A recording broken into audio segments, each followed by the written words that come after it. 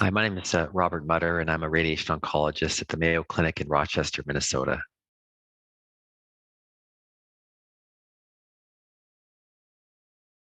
There's been a lot of work in the photon literature. So photons or X-rays, that's traditional radiotherapy that's been used for breast cancer for many, many decades. And there's been a trend over the past several years now where we're using more and more hypofractionation or bigger doses per day, and which allows completion of a course of radiotherapy in a shorter period of time. So it used to be that we thought as physicians that it was safest to give a little dose each day. But there have been randomized controlled trials that have been done, again, in patients treated with X-rays, traditional X-rays or photons, which have actually shown that not only is there similar rates of disease control with hypofractionation, but in these studies, surprisingly, there was actually less side effects in the groups that got the shorter courses in some of the studies. And so with proton therapy, in most of this, or essentially all the studies which have been performed to date, they've used the traditional conventional small dose per day long courses. And so based on the experiences in the photon literature that have emerged, we hypothesize that it might also be safe and effective to deliver proton therapy with a shorter course. And this is especially potentially important for proton therapy because the equipment for protons is larger and heavier to accelerate these particles, and that is more costly as well. And so, if we can reduce the number of treatments, that might reduce cost and would also potentially increase access to this newer technology. And so that was the basis of the design of this trial. Randomized patients that had indications for post-mastectomy radiation therapy. So this is typically patients that either have node-positive breast cancer or large, locally advanced breast cancers.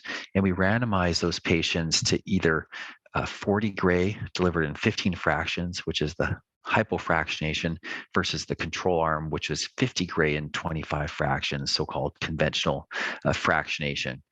And we had stratified patients on whether or not they had immediate breast reconstruction, which ended up being roughly about 2/3 of the patients in our study had immediate breast reconstruction, most typically with expanders and implants. Our main exclusion criteria were patients with inflammatory breast cancer, recurrent breast cancer, or if they'd had prior radiation, or if they had persistent positive margins.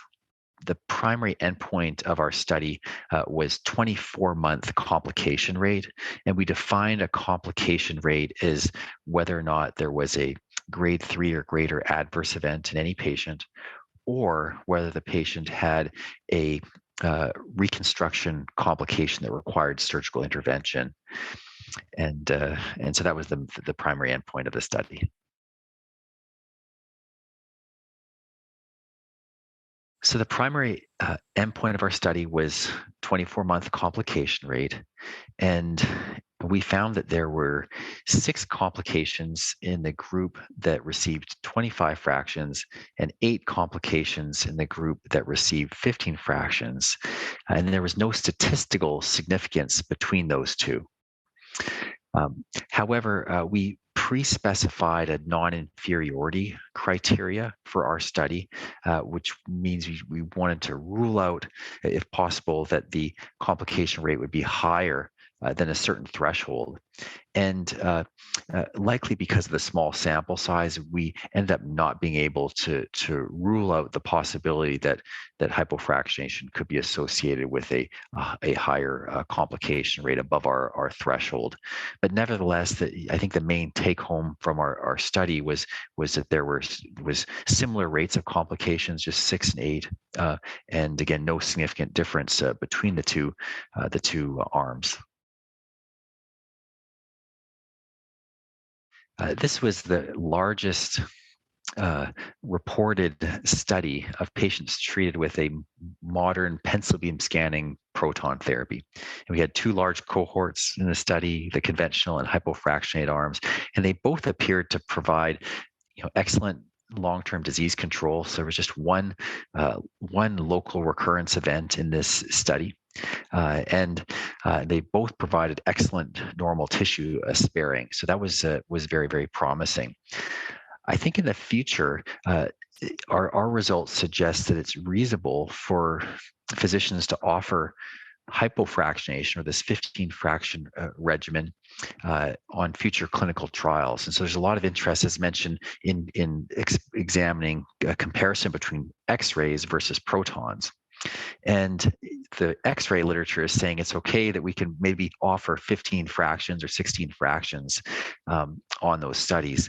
Our results suggest that it may also be reasonable to use the shorter proton regimens as well. Those, there appear to be similar outcomes between the short course versus the longer course. And so I think it's reasonable to consider offering this regimen to patients as well as part of these future trials and evidence development. And that will also allow us to gain additional information about the potential pros and cons of again, the short course versus the longer course, specifically for proton therapy.